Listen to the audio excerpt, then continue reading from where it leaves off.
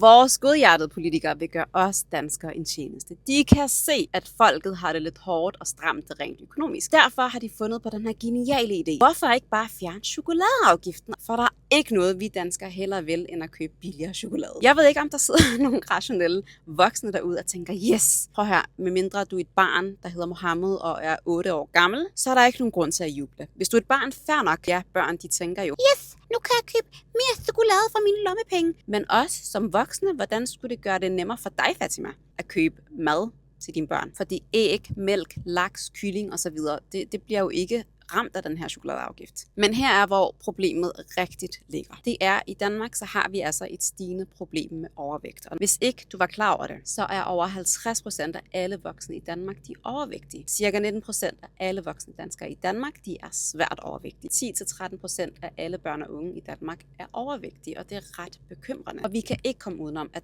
det er forældrenes ansvar. Det er vores ansvar at sikre, at vores børn, de er sunde, de er raske, og de ikke vejer for meget, men heller ikke for lidt. Men jeg vil altså også gerne lige understrege, der er altså studier, der viser en klar sammenhæng mellem overvægt og lavere uddannelsesniveau og lavere indkomst. Det betyder med andre ord, at folk, der ikke tjener så meget, har en større risiko for at havne i kategorien overvægtig. Og når det er, at de her mennesker i forvejen synes, at det er rigtig svært at få råd til at spise godt og sundt, så går vores godhjertede politikere ud og gør det endnu nemmere for dem at købe chokolade. Værsgo, endnu mere chokolade til jer, så kan I blive endnu tykkere.